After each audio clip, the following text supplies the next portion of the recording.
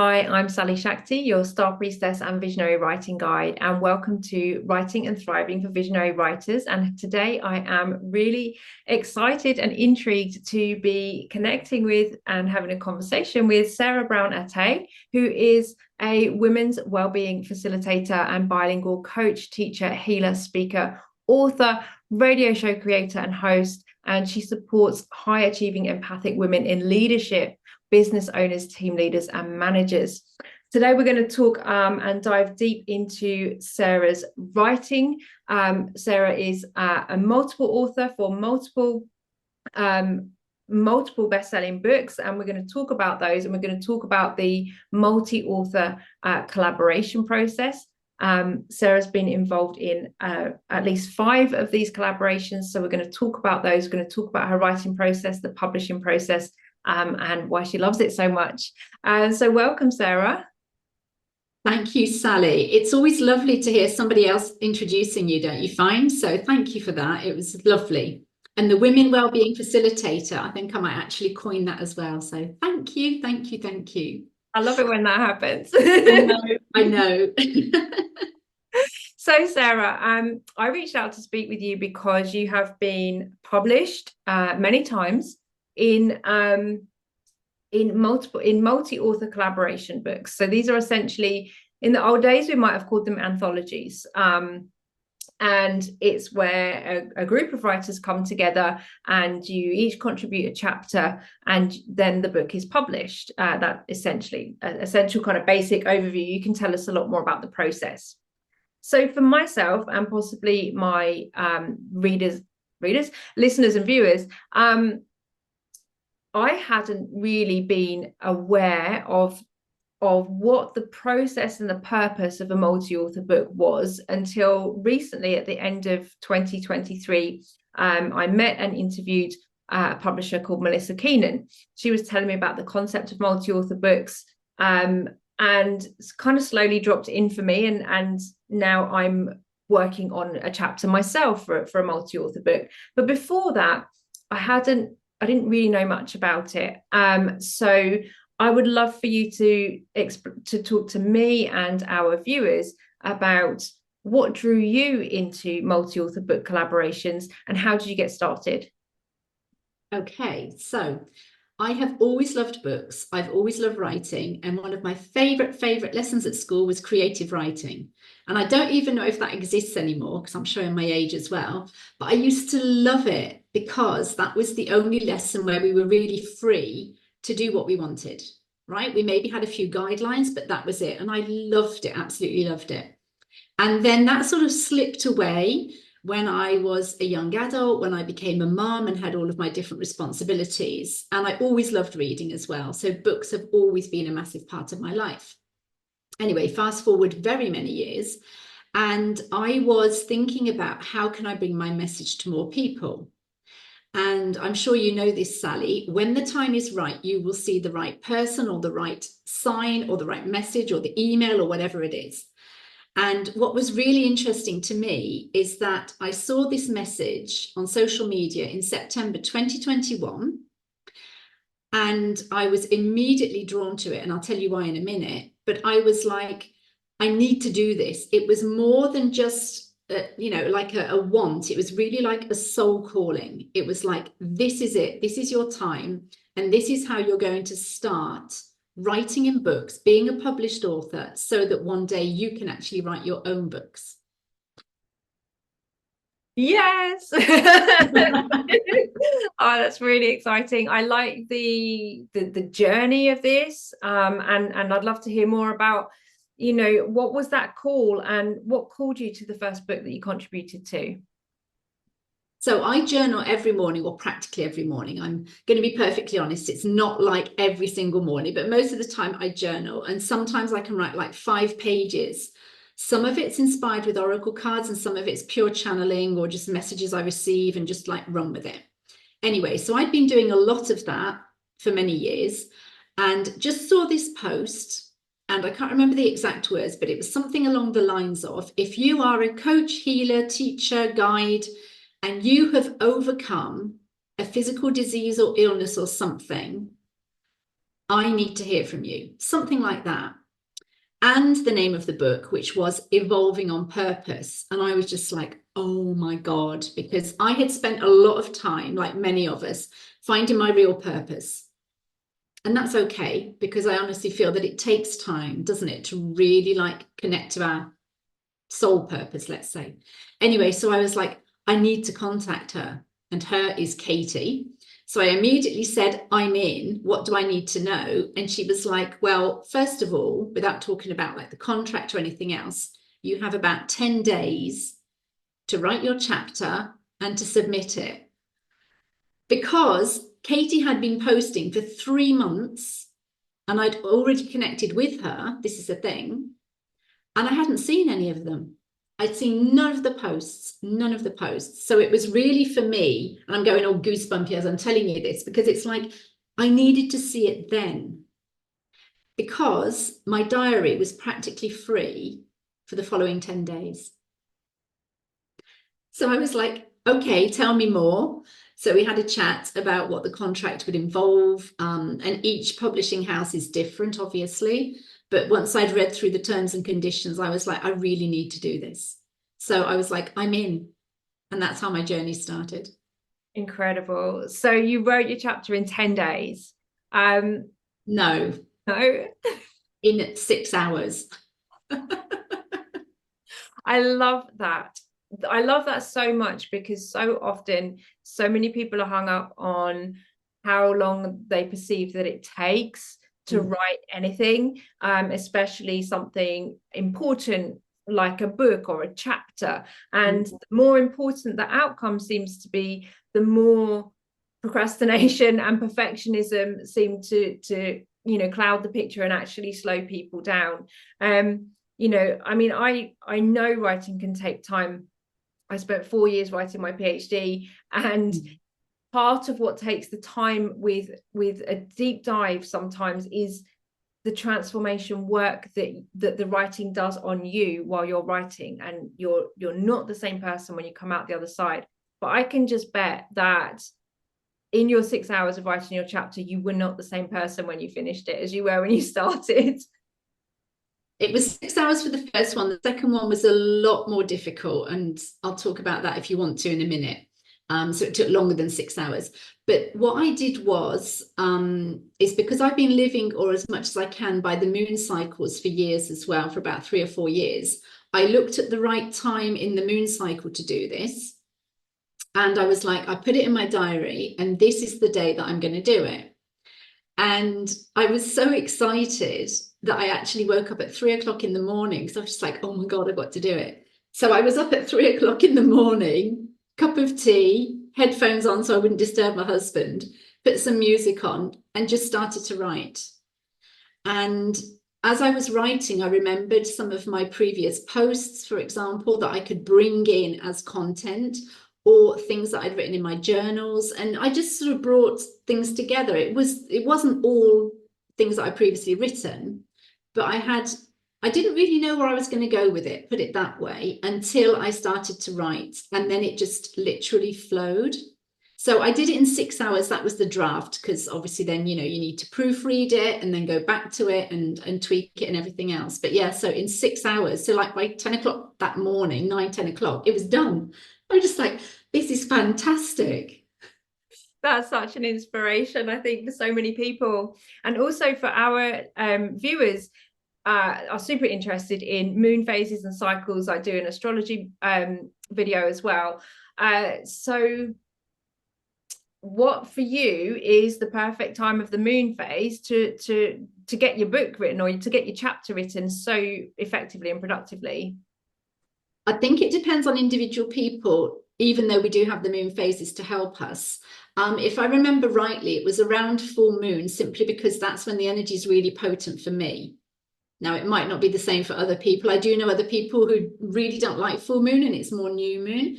So my advice would be, get curious about when you feel the most potent energy in the moon phases. You don't always have to go by the book. And I'm often not going by the book, just because it's like, I need to experience this for myself.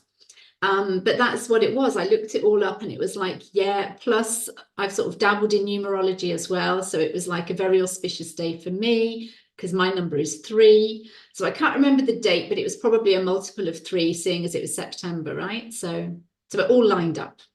That's fantastic. And for women as well, we also can tune into our own cycle, our own menstrual cycle, and we might notice that there are phases in our cycle when we feel more productive or action oriented or creative as well, which may or may not align with the moon. You know, sometimes there's a synchronicity and sometimes there isn't, but we might be more familiar with our own cycles as well. Yeah. Amazing. So you've written a chapter, you have it edited, you spend some time redrafting it, and then the book, you're part of a collaboration, which I think is really something for us to talk about a little bit here. Most people, again, when we think about writing a book, we think about it being a very isolating process. Yes. What did it feel like? How did it work for you to be part of a collaboration and then moving that forward through publishing and launching as well? I've worked with Katie on 3 books, and her process is not dissimilar to the other women I've worked with. But as it was my first time as well, what I really appreciated was not only did we actually hop on a call like this with Katie, just the 2 of us, but she then offered all of the authors the possibility to jump on Zoom calls. And I can't remember if it was every week, probably every week. Don't forget, I joined late. I was one of the latest, the last people there. But she'd been doing this on a regular basis, getting everybody together. And it wasn't easy for her because some of them were based in Australia, America, Canada, wherever.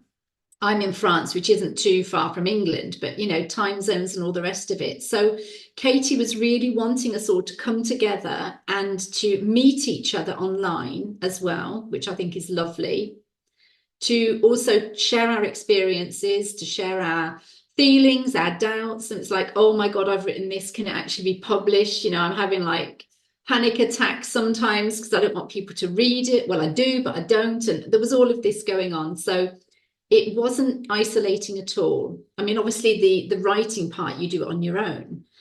So you do need to have the self-motivation, let's say, to do that on your own. But apart from that, I really loved it. And I have made so many deep connections with some people, and some beautiful friendships have come from it as well. Thanks, Sarah. So let's walk through the whole process and then we'll do some deeper dives into different parts of it. But so then what happened? What about publishing and launching the book? How did it help you to be part of a collaboration? And what have been the results for you that have made you want to come back and do this again and again? So I was doing this, and I still do this in multi-author books, for my visibility. So that was the main motivation, apart from the writing, of course. And what it's really helped me to do is to extend my network. And I can't remember when it was, at least last year, maybe the year before, I started to have people saying, oh, you're Sarah. And so for me, it was like, it's done its job. To be perfectly honest with you, I thought it would have brought me more clients than it has. And that's okay, because I'm doing it for a visibility, and also for me to actually practice my writing skills and to know how the whole publishing process works. So once Katie, so she gave us obviously a deadline for the draft, and then there was another deadline for the final version. And then all of it was handed over to Katie, who then went on to put it online, publish it. But we were all involved in the run up to the publishing. And she even went as far as to provide us with graphics that we could use on social media to share. She asked us to choose 6 different parts of our chapter that we really liked. So they were like quotes that we could share as well. And she encouraged us all to cross-share and just to keep tagging each other in, which is what we did. And we did it so well that we all got put into FB jail for 2 weeks. And we were all let out the day the book was launched. And despite that, it became a bestseller. So that was the first book. Congratulations. So then for you, what does it mean going forward from that to be a best-selling author? for me, that's a dream come true because I've always wanted to be one. And some people said to me, but you're not really an author because it's not your own book. And not necessarily in a bad way. I don't think they were, at least I hope they weren't saying it to, like, you know, to judge or anything or to criticize. But for me, I am already, because once you get your name in print, as far as I'm concerned, you are an author. Okay. So this is really sort of encouraging me to carry on this path. And being in the latest book, which is in French, I live in France, my husband's French. This was a dream as well, which I've been living for over 30 years. And so it's really sort of given me the impetus to write my own books. And so will you write in English or French? Both. Wow. Do you want to let us in on a little secret plan?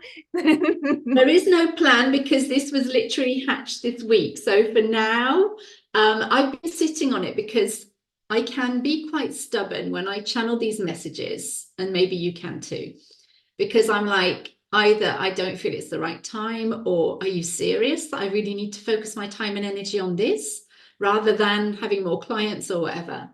And since the beginning of this year, the message has been loud and clear. This is your year, and part of your year is writing your book. Yeah. So yeah, that's exciting.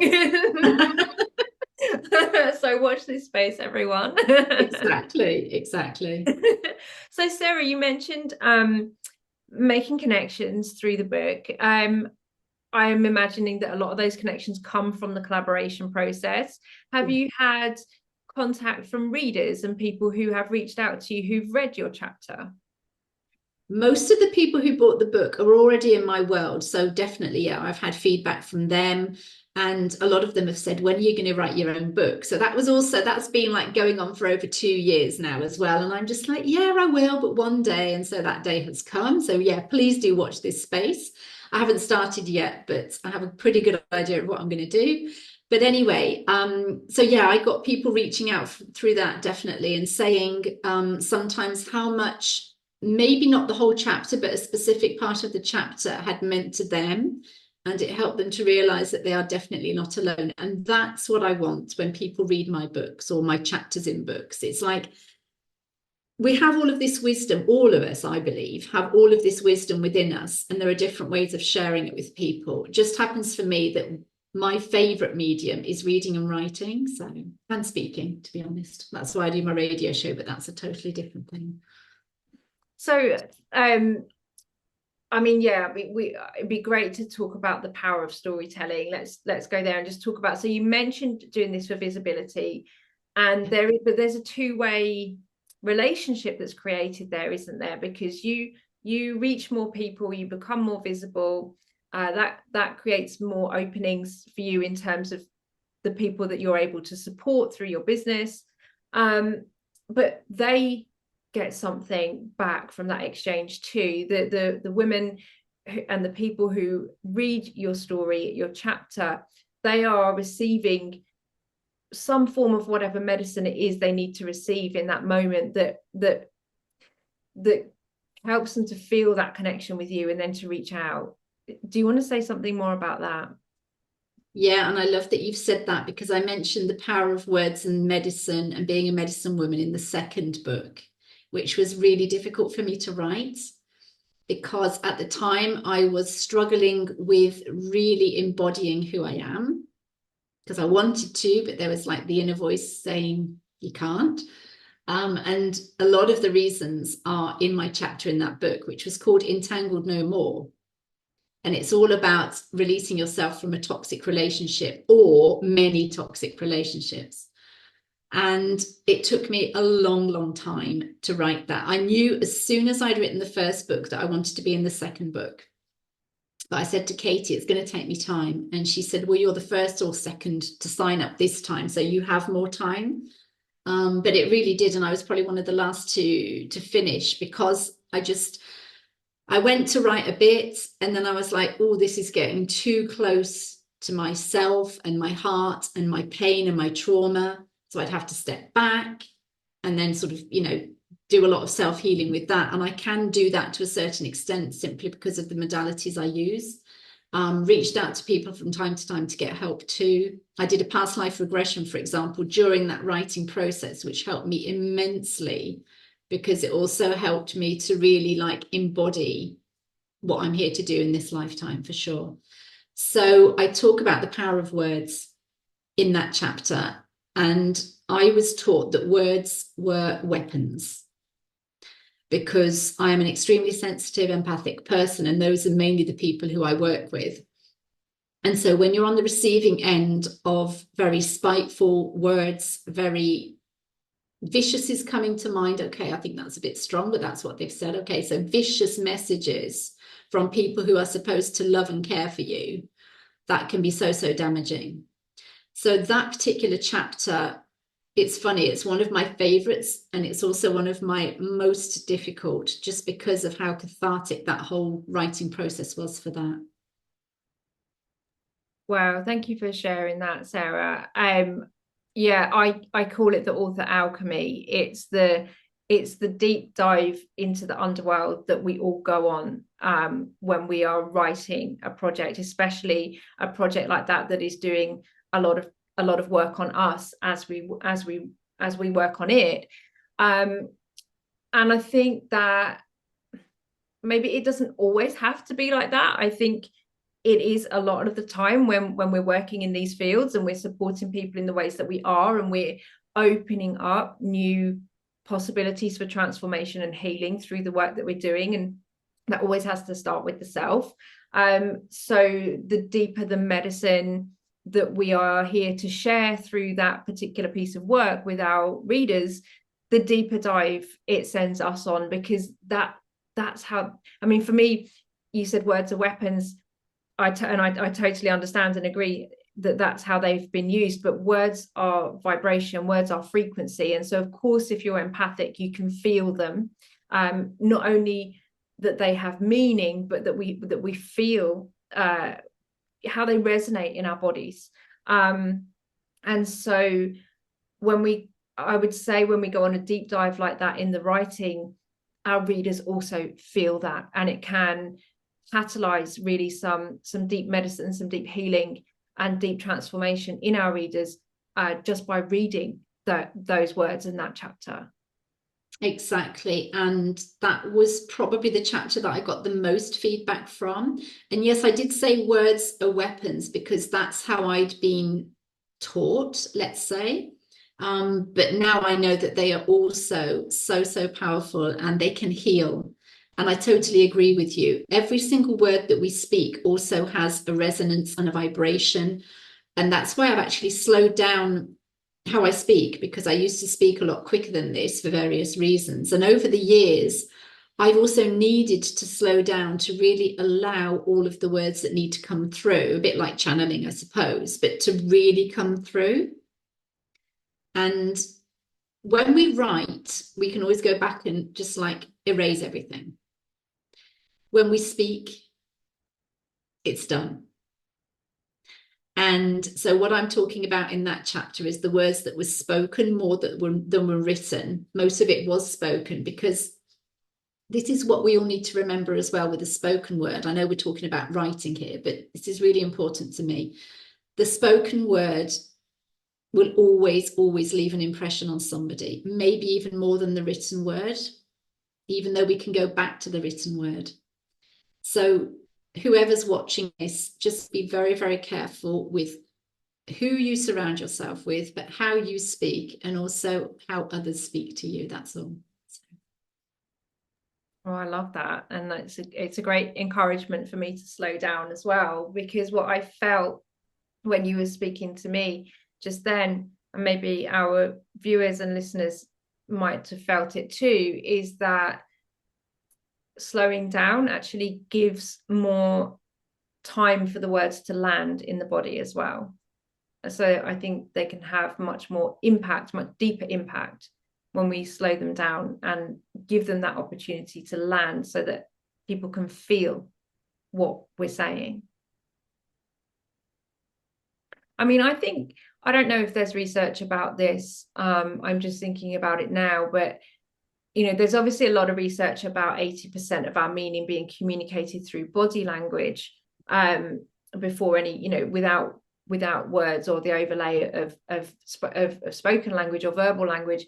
But I also have a very strong feeling that a large percentage of what we communicate is through energy, vibration, frequency, and yeah, I'm not quite sure where I want to go with this, but that it's just, I mean, that's how I've always experienced language, spoken language. But even for me, each book has its own frequency. And I'm also very particular about what books I surround myself with, what books I keep on the shelf. Even, I guess, when we're all very familiar, I'm imagining we're all very familiar with kind of mantras and affirmations, and having those words around us visibly so that we can actually absorb them. I work with sigils as well, where we turn words into a symbol and then have that visible, so that can be kind of subconsciously or sublingually absorbed. But even just having books on the shelf, I think creates a resonant field. And so depending on which books you have on the shelf, or when you go into another space, what books are on the shelf, it can have a real impact, especially if you are very empathic and sensitive to words and language. Definitely. And one of the things that I've really lent into, probably for at least a decade now, and you might be the same, Sally, it's when I go into a bookshop, I'm always drawn to a particular book. Sometimes I buy it, sometimes I don't. Sometimes I just need to look at it or pick it up and touch it and read maybe the cover or whatever. And sometimes what I would do as well is just pick it up and open it and read that page, and there's always a message for me. So I just wanted to bring that in, because there is this energy created for sure. And it could be with the colors, it could be with the words used, it could be just with the visuals as well. I mean, books are, for me, they are sacred.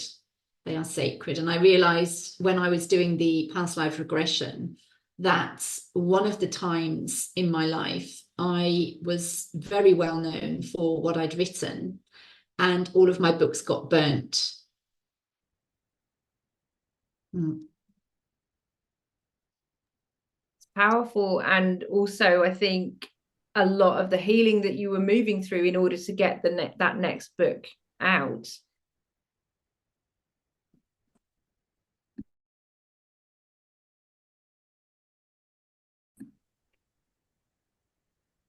So Sarah, one of the things that I want to ask you following on from that is you're bilingual. And so I'm curious, because as I was mentioning about books having their frequency, I know what books feel like in English. I can't necessarily test my hypothesis. I could perhaps, but if I walked into a room that was filled with books that weren't written in English, I probably would still feel their frequency. But I'm curious to know how it feels for you, who is bilingual. How does that work for you in a kind of bilingual or multilingual way? I love that question, especially because I studied French and linguistics at university. So I've always been fascinated with the roots of words, the origins, where they come from, and all of that. Before I answer it, one thing that I noticed, and I only noticed recently, which is very strange, is that when you put the books lined up on the shelves, so in the normal way, you can read the English title normally, and the French title is upside down. So I've now turned my French books upside down so that I can read all of the titles. Does that make sense? So that's the first thing. And I was like, what's going on? That is really weird. That is really weird for me. Anyway, so there is a difference for me when I write in English and French, which is why there are phases in my business where I'm more in French and more in English, because I tried to do both not simultaneously, but one after the other. And after a while, it really didn't work, because I felt that there wasn't enough power in either of the messages. It was getting diluted, because the French often have a very, very different, sometimes complicated way of saying things. And so if it comes to me in French, it's great, and I'll write it down and I'll get somebody just to proofread it. I mean, if it's just a post, no, but if it's something important like a chapter, yes. But then I'll go with it. But apart from that, it's really for me a case of getting into the headspace as well when I do it in French, even though I've been living in France for all these years. And yes, I am bilingual. And part of my previous work, let's say, was as a proofreader in both French and English, translator and proofreader too. So I'm okay with that, but it's just that the choice of words for me is really important. And sometimes I can't choose the right word in French to convey what I want to say. So I need to go like, what am I trying to say? I need to like maybe write a whole sentence where I'd have one or two words in English, because I can't just translate them. It's not just a case of, yeah, put it into a dictionary and get the translation. It doesn't work. It doesn't work like that at all. And one thing that I find really interesting, though, on the other hand, is our word power. There are two words in French for power. There's pouvoir and puissance. And I love that, because when I talk about power in English, a lot of women have said to me, oh, I don't like that. That's really full on. It's too masculine. And that would be the French pouvoir, which also means to be able to. So it's really like the action. And puissance is linked to energy. When you talk about electrical power, you're talking about la puissance and not pouvoir. So, and that's what I love, because for me, when I talk about power, it's about our energy and not about, you know, doing the action and having maybe a hold or control over somebody. So thank you for that. I mean, there is so much. I think there's a lot being done now, especially around trauma recovery and trauma awareness work around how we, in relationship, you know, the power over is problematic, and power from within is something actually that we need to cultivate more of. And I think they, in many ways, cancel each other out. But that, you know, that's a whole different topic. I really like how you have this embodied experience of working with different languages, and how would you say they feel different in your body? Yes, which is also why I'm really conscious now of how I use my time and energy, because I wanted to do both all the time and it was really draining.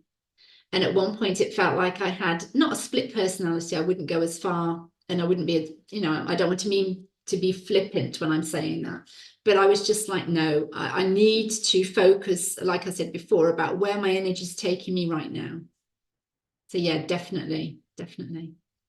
It's so fascinating. And you know, we could have a whole other conversation about the roots of language and the structure and syntax of language, and how that resonates. You know, different cultures have different syntax, and that creates completely different possibilities of thought and modes of behavior. And I'm so fascinated by that too. But let's stay with the publishing process. So then your list of books that you've given me, and I'll put them up on our info so that people can see them and get to them. But I think it looks like you've been involved with 5 multi-author collaborations, and now you're also starting to talk about publishing your own book under your own name, which is fantastic. Do you have anything more that you want to share with our viewers around the publishing process, or what happens post-publishing, and how you have how that has helped you to reach more people, become more visible, and help more people on your path? A lot of people say this, but it is true. In a way, it's just the beginning, because what I did, for example, for each of the books is that I bought a certain number of books so that I could, I was going to say dedicate. Now that's interesting, because that's a French word. Dédicacer is to, what's the word? Sign a book. That's it. Book signing is to dedicate it. Isn't that beautiful? You dedicate your book in French.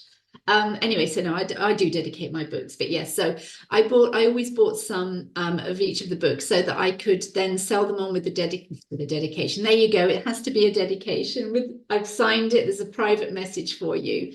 And that in itself, I feel, is a beautiful gesture, because then you're actually making it even more personal for the people who would like to buy it like that.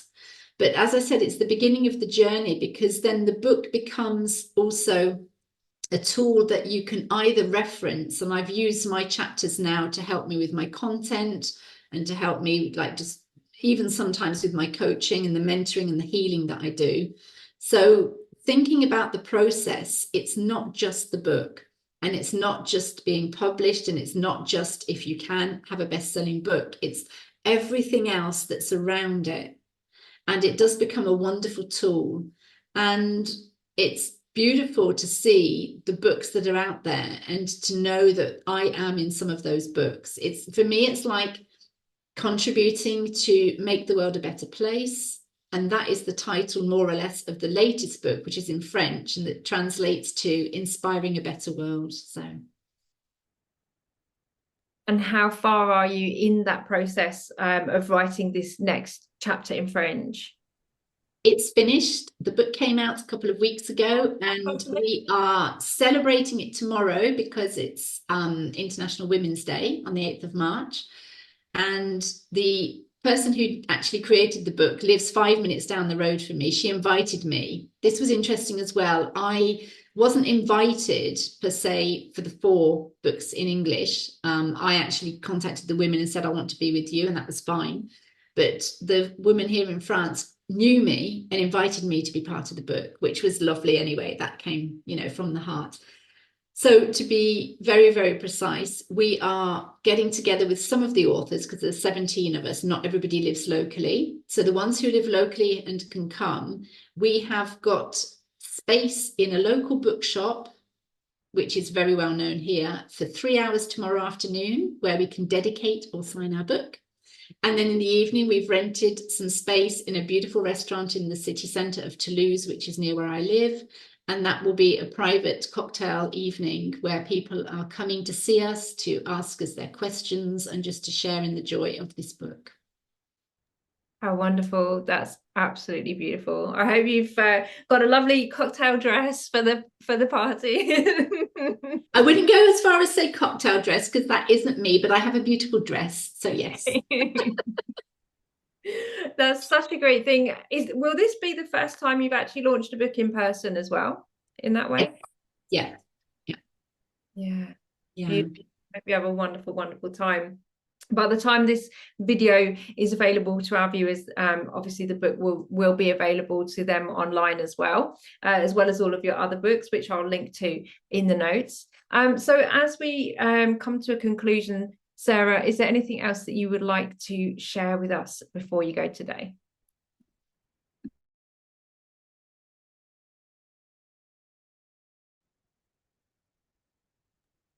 Were you able to pause it again?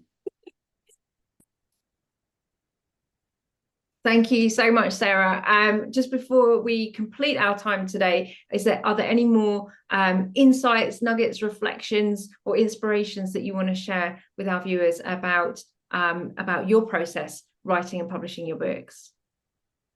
I'd just say you can do it, because, you know, you mentioned procrastination at the very, very beginning, Sally, and that is really the thing that can hold people back. So if you feel that you want to try this, that you want to be one of the authors in a multi-author book, the only thing I would say is feel into it. Feel into the person who is offering you that opportunity. And if it's a full body yes, then just do it, because you can do it, honestly. That's so wonderful and empowering. Thank you so much for sharing your story with us here today, Sarah. Amazing. Good luck and congratulations for the next book launch, and I'm excited to see what you create next with your own book. Thank you, Sally. It's been wonderful. Thanks. Bye-bye. Bye.